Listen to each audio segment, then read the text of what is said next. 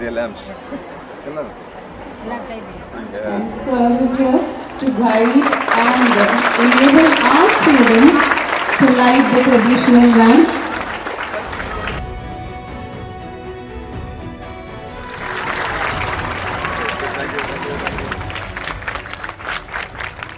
It's my great pleasure and privilege to invite and welcome Dr. Sailendra Babu IPS to provide the much needed guidance and impetus to our students and arm them with confidence.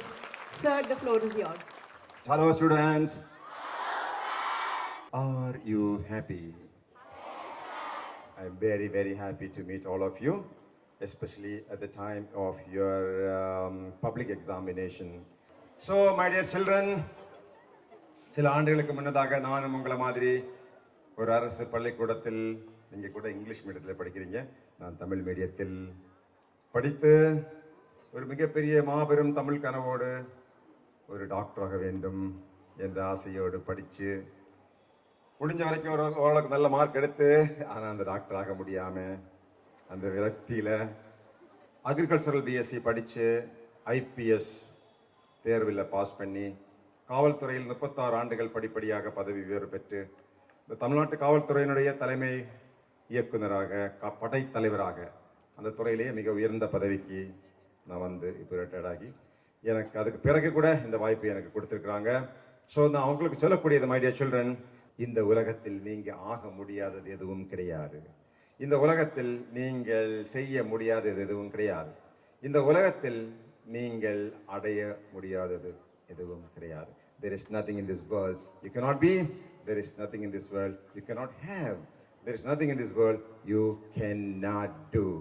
நான் medicine கிடைக்கல அப்படின்னு சொன்னேன், ஆனால் மருத்துவக் கல்லூரியிலுடைய பட்டமளிப்பு விழாவிற்கு என்னை சிறப்பு விருந்தினராக அழைத்திருக்கிறார்கள். மருத்துவக் கல்லூரிக்கு உனக்கு இடமில்லை என்று சொன்னார்கள். அதே மருத்துவக் கல்லூரி தங்களது கதவுகளை திறந்து எங்களது பட்டமளிப்பு விழாவில் சிறப்பு விருந்தினராக வாருங்கள் வாருங்கள் என்று அழைத்திருக்கிறார்கள். ஓகே, எனவே தான் சொல்கிறேன், குழந்தைகளே, நாம் ஆக முடியாதது எதுவும் கிடையாது, நாம் வாங்க முடியாதது எதுவும் கிடையாது, நாம் செய்ய முடியாதது எதுவும் கிடையாது. நாம் நமக்குள் ஒரு உறுதிமொழியை எடுத்துக்கொள்ள வேண்டும். நான் இப்போ சொல்ல போறேன், நீங்க அதை ரிப்பீட் பண்ண போறீங்க. I can, I will, I must. I can, I will, I must. இன்னைக்கு தமிழ்நாடு அரசாங்கம் எவ்வளவோ சலுகைகள், அரசு பள்ளியில் படிக்கும் மாணவ மாணவிகளுக்கு நமக்கு வந்து அரசு இன்ஜினியரிங் கல்லூரியில் 7.5 இட ஒதுக்கீடு, அரசு பள்ளியில் படிக்கும் மாணவ செல்வங்களுக்கு மருத்துவக் கல்லூரியில் 7.5 இட ஒதுக்கீடு, அரசு பள்ளியில் படிக்கும் மாணவ மாணவிகளுக்கு இன்னைக்கு ஐஏஎஸ், நானே ஒரு ஐஏஎஸ் பயிற்சியாளன், 25 ஆண்டுகளாக ஐஏஎஸ் பிள்ளைகளுக்கு பயிற்சி கொடுத்துட்டு இருக்கிறேன். முதல் கட்ட தேர்வு பிரிலிமினரி தேர்வுன்னு சொல்லுவாங்க, டிகிரி படிச்சுட்டு ஒரு எக்ஸாம் எழுதணும். ஐஏஎஸ், ஐபிஎஸ், ஐஎஃப்எஸ், இது போன்ற பெரிய பதவிகள், இந்திய அரசாங்கம் வழங்கும் மிகப்பெரிய பதவிகள். அங்க போய் உட்கார்றதுக்காக அரசாங்கம் என்ன பண்றாங்க, நீங்க முதற்கட்ட தேர்வு பாஸ் பண்ணீங்கன்னா உங்களை சென்னையில இங்கே பக்கத்துல Anna institute of management, Anna administrative staff college என்று புதிதாக பெயர் சொல்றாங்க, அங்கே உங்களை அழைத்து சென்று தங்க வச்சு படிச்சு ட்ரைனிங் கொடுத்து உங்களுக்கு இன்றி வரைக்கும் கொண்டு சேர்ப்பார்கள். எல்லாமே இலவசம். இப்படி பெரிய சலுகைகள் பண்றாங்க. நிறைய வாய்ப்பு பயன்படுத்திக் கொள்ளுங்கள். யாரெல்லாம் +2? Raise your hands. +2, 10, +1. ஓகே, எல்லாமே பப்ளிக் எக்ஸாமினேஷன். கவலைப்படாதீங்க, ஐஏஎஸ் எல்லாம் போட்டி தேர்வு. ஐஏஎஸ், வங்கி, நீட் எல்லாமே காம்படிட்டிவ் எக்ஸாமினேஷன், போட்டி தேர்வு. 10th, 11th, 12th public examination, பொது தேர்வு. அப்படின்னா எல்லாருமே பாஸ் பண்ணிடலாம். ஐஏஎஸ் எல்லாரும் பாஸ் பண்ண முடியாது. நம்பர் 2, எல்லாருமே 100 மார்க் வாங்கலாம். நீங்க வாங்க நினைச்சீங்கன்னா, இல்ல 10 பேர் ஏற்கனவே 100 வாங்கிட்டாங்க, இன்னும் மற்றவங்க தர முடியாதுன்னு சொல்ல முடியாது. அரசாங்கம் சொல்லுவாங்களா? யார் வேணாலும் 100 வாங்கலாம், யார் வேணாலும் பாஸ் பண்ணலாம், தடையே கிடையாது. பிள்ளைகளே, நல்ல செய்தி. ஐஏஎஸ் எழுதுனா எல்லாரும் பாஸ் பண்ண முடியுமா? ஆண்டுக்கு 100 பேர் தான் ஐஏஎஸ், 100 பேர் ஐபிஎஸ், அவ்வளவுதான் ஒரு வருஷத்துக்கு. இந்தியா ஃபுல்லா 142 கோடி மக்கள் இருக்கணும் நம்ம. ஸோ மை டியர் சில்ட்ரன், மிகப்பெரிய ரகசியம் என்ன தெரியுமா? உங்க வாழ்க்கையின், எனக்கு 62 வயசாக நான் சொல்றேன், உங்க வாழ்க்கையின் மிக அழகான ஆண்டுகளின், மிக அழகான மாதங்களின், மிக அழகான வாரங்களின், மிக அழகான நாட்கள் இந்த நாட்கள் தான். Today, now, here. தேர்வு வருது அப்படின்னா மிக அழகான நாட்கள். மறந்துடாதீங்க. எப்படி சார் சொல்றீங்க? மற்ற நாட்கள் எல்லாம் ரொம்ப மோசமா இருக்கும், ஞாபகம் வச்சுக்கோங்க. மை டியர் சில்ட்ரன், நான் உங்கள்கிட்ட முதல் கேள்வி கேட்குறேன். இதுக்கு சரியான பதில் சொன்னீங்கன்னா உங்களுக்கு என்னுடைய புத்தகம், நான் இந்த புத்தகம் தரப்போகிறேன். ஒரு மனிதனுக்கு வாழ்க்கையில் என்னென்ன தேவைப்படுகிறது? Who said, I like this? Who said money? Come. Yes, I like this answer. People don't tell this answer. இந்த பதிலை சொல்வதற்கு வெட்கப்படுவார்கள், கூச்சப்படுவார்கள், சொல்ல மாட்டார்கள். Money. I like this. வாழ்க்கையில் வாழ வேண்டும் என்றால் மனிதனுக்கு மிக மிக முக்கியமானது money. So my dear children, learning is earning. நீங்க மனிதன் கௌரவமாக வாழ வேண்டும் என்றால் பொருளாதாரம் வேண்டும், வருமானம் வேண்டும், பணம் வேண்டும். ஓப்பனம் நிறைய பேர் சொல்லுவாங்க, பணம் எல்லாம் முக்கியம் இல்லைங்க, மனம் தான் முக்கியம் அப்படி இப்படின்னு சொல்லுவான். நீ யாரான்னு கேட்டா எனக்கு 10,000 கோடி ரூபாய் சொத்து இருக்குமா, எனக்கு 5 ரூபா எங்க கையில இல்ல. அவனை பார்த்து சொல்றான் பணம் முக்கியம். மனிதனுக்கு பணம் கண்டிப்பாக முக்கியம். அந்த பணம் வாங்கணும்னா கல்வி கற்க வேண்டும். Okay, yes. A man suddenly wants money. Yes, what do you want? ஒரு மனிதனுக்கு என்ன தேவைப்படுகிறது? Yes, என்ன சொல்லணும்? Education. Yes, education. யார் அது? Yes, what do you want? Education is the manifestation of the perfection which is already man. நான் சொன்னேன், கல்வி இருந்தால் நிறைய விஷயங்கள் வந்துடும். நல்ல கல்வி இருந்தால் வருமானமும் வரும், கல்வி இருந்தால் பணம் வரும், கல்வி இருந்தால் சிந்தனை வரும், கல்வி இருந்தால் உலகத்தில் எங்கு வேண்டுமானாலும் போகலாம். வாங்க, கல்வியே ஒரு சுகம். வாங்க, எஜுகேஷன். சட்டலி மனிதனுக்கு கல்வி என்பது மிக முக்கியம். Why should we learn? Education. Yes, பொதுவா சொல்லிடலாம், அது ஒரு மிகப்பெரிய சொத்து எஜுகேஷன். எங்க அம்மாவும் அப்பாவும் எனக்கு 50 ஏக்கர் நிலமோ இல்லை ஒரு பெரிய வங்கியில் 10 கோடி ரூபாய் போட்டு விடலை. எனக்கெல்லாம் 10 சென்ட் நிலம் கூட கிடையாது. ஆனால் ஒரு மிகப்பெரிய சொத்தை கொடுத்திருக்கிறார்கள். என்ன?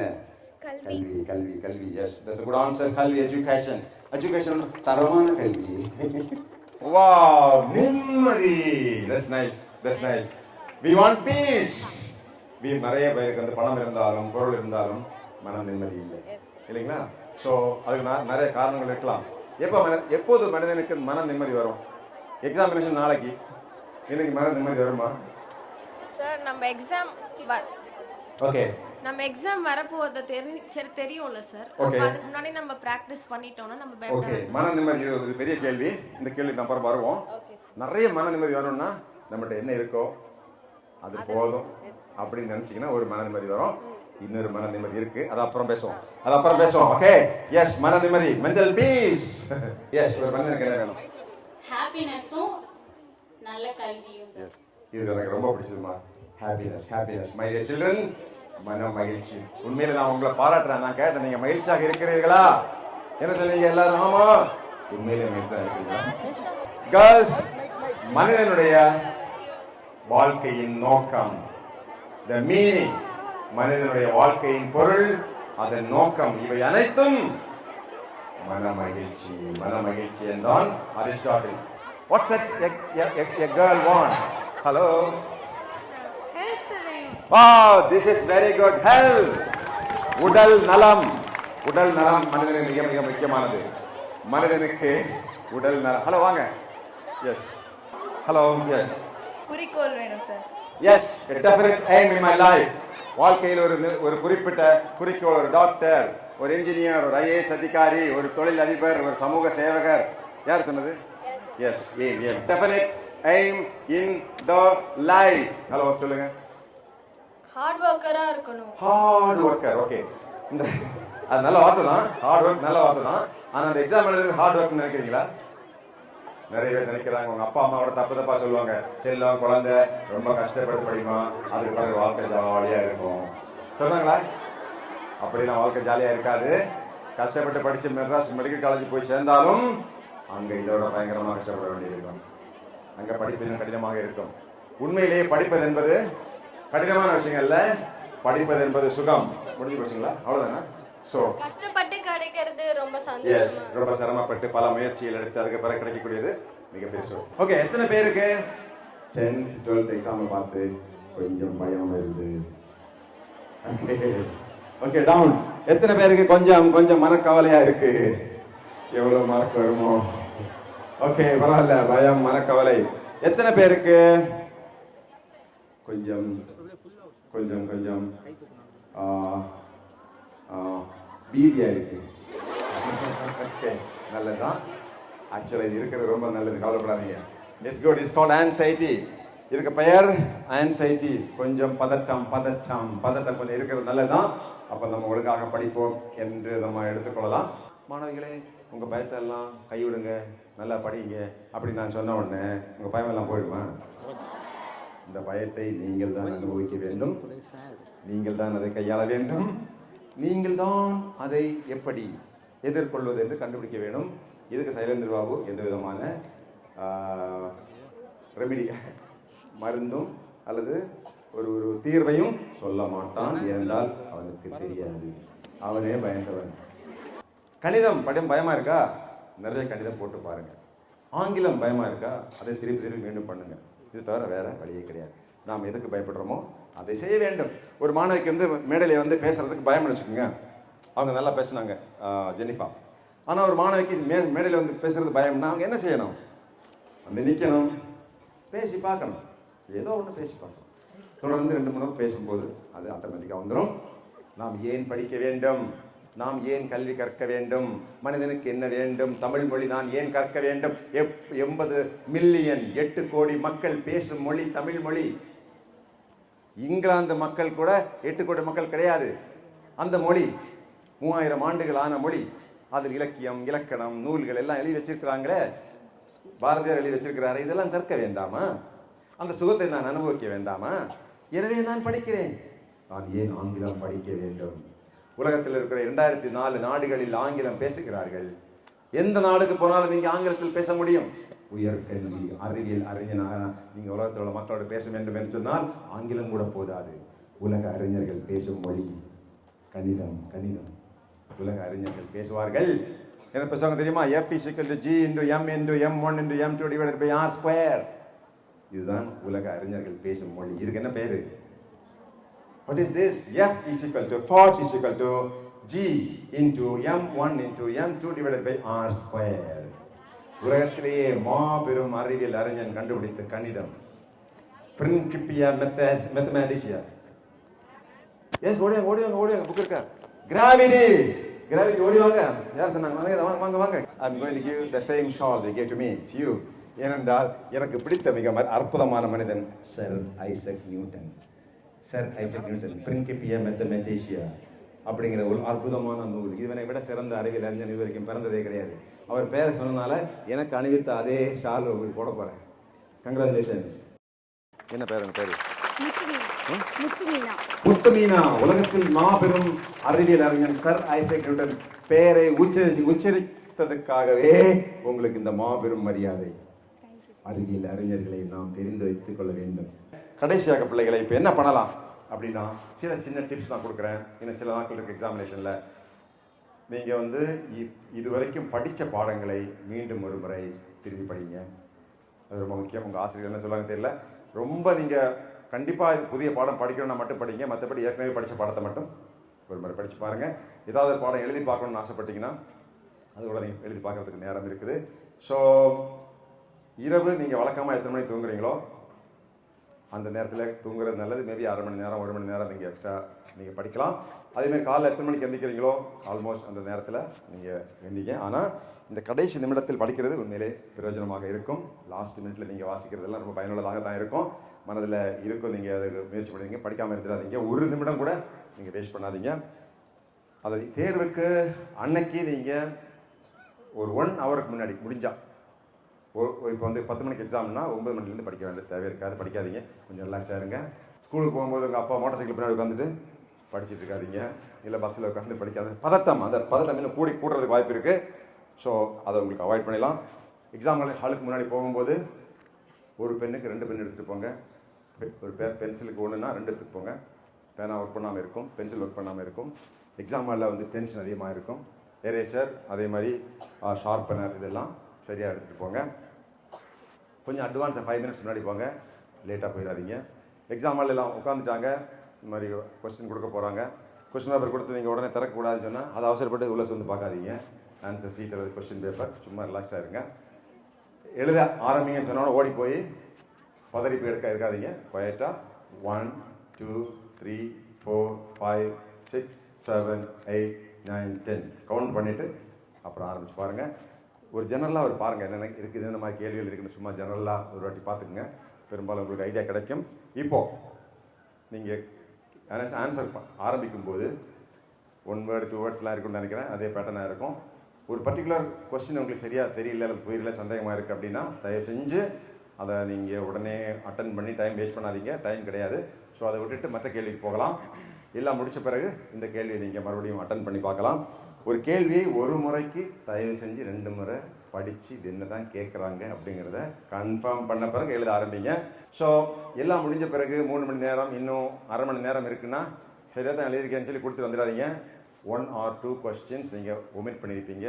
சில கொஸ்டின்ஸ் நல்லா எழுதியிருக்க மாட்டீங்க. இப்போ மனசில் வந்துடும். நீங்கள் வந்து அந்த நேரத்தில் பதில் மனசில் வராது. ஒரு 10 நிமிஷம் கழிச்சு வந்துடும். நீங்கள் வேறு ஆன்சர் எழுதிட்டு இருக்கும்போது இந்த தெரியாத கேள்விக்கு பதில் மனதில் வந்துடும். ஸோ எழுதி முடித்த பிறகு நேரம் இருந்ததுன்னா தொடர்ந்து ஆன்சரை ஒரு முறை படித்து பாருங்கள். 1 or 2 பாயிண்ட்ஸ் சேர்க்கலாம். இல்லை ஒரு புதிய கொஸ்டினை நம்ம அட்டன் பண்ணாத கொஸ்டினை எழுதி ஆன்சர் கொடுக்கலாம். எல்லாம் முடிச்சு ஃபுல் டைம் முடிஞ்ச பிறகு நீங்கள் எக்ஸாம் ஹாலுக்கு வெளியே வந்தால் போதும். வந்த பிறகு ஐயோ இது சரியாக எழுதியிருக்கோமா, ஃபுல் மார்க் வருமா அப்படிலாம் கவலைப்படாதீங்க. எழுதி முடிச்சிங்களா, வந்தீங்களா, எல்லாத்தையும் கூட தூக்கி போட்டுட்டு அடுத்து வீட்டில் போய் நல்ல ஒரு அரை மணி நேரம் 1 மணி நேரம் நல்லா தூங்குங்க. இதை மறந்துடுங்க. இந்த பேப்பரை இந்த சப்ஜெக்டை முற்றிலும் மறந்துடுங்க. அதுக்கு பிறகு நீங்கள் அடுத்த நாளுக்குள்ளே படிக்க ஆரம்பிங்க. இதுபோல் கொஞ்சம் நிதானமாக குவாய்ட்டாக நீங்கள் எக்ஸாமை அப்ரோச் பண்ணுங்கள். இது ஒரு ஆரம்பம் தான். 10th and 12th இதுக்கு மேலே நிறைய இருக்குது. நான் ஒரு மாணவிகிட்ட பேசிகிட்டு இருக்கும்போது மாணவி சொன்னாங்க, சார் இந்த மாதிரி எக்ஸாம் பற்றியெல்லாம் நல்லா பேசுகிறீங்க, எப்படி எல்லாம் அப்ரோச் பண்ணணும்னு பேசுகிறீங்க, நிறைய விஷயங்கள் சொல்கிறீங்க, 100 மார்க் வாங்கலாம் சொல்கிறீங்க. நான் 100 மார்க் வாங்கினால் இந்த உலகம் மாறிடுமா சார்? உங்கள் மாணவி கேட்டாங்க. நல்ல நியாயமான கேள்வி தான். நான் செல்லம் கண்ணு, நீ 100 மார்க் வாங்கினா உலகம் மாறாது, ஆனால் உனது உலகம் மாறிவிடும். Your world will change. If you secure 100 marks, the world will not change. But your own world, your own life, your own situation will change. உனது சூழ்நிலை மாறிவிடும்.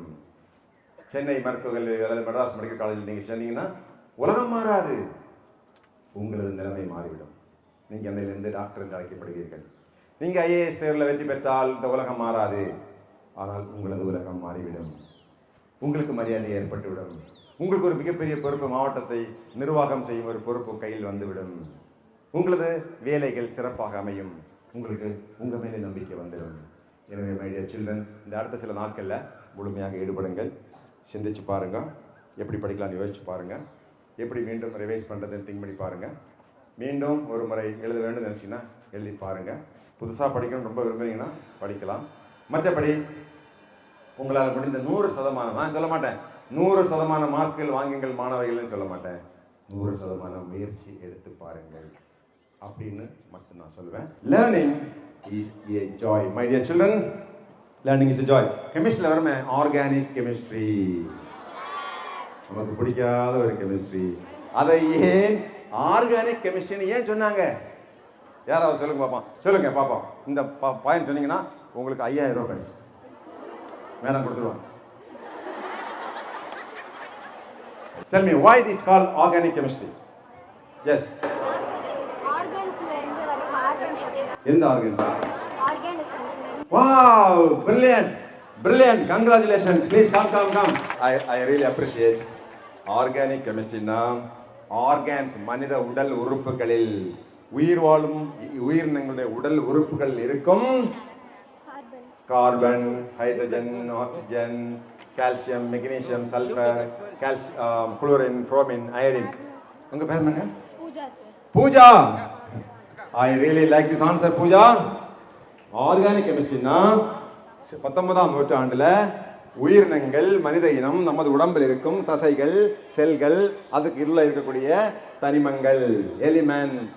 திமித்ரி மேந்தலின் சொன்னான் இல்லையா 112, அந்த ஆர்கான்ல இருக்கக்கூடிய மனித உடம்பில் இருக்கக்கூடிய பொருட்களை பற்றிய ஒரு கெமிஸ்ட்ரி தான் ஆர்கானிக் கெமிஸ்ட்ரி. ஒரு பேர் என்ன சொன்னீங்க? பூஜா. நான் உன் ரசிகன். Thank you, sir. I'm your fan. Can I take a photo with you?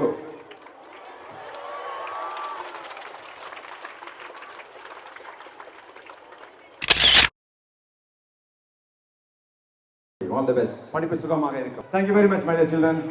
Please go and start your preparation. Thanks.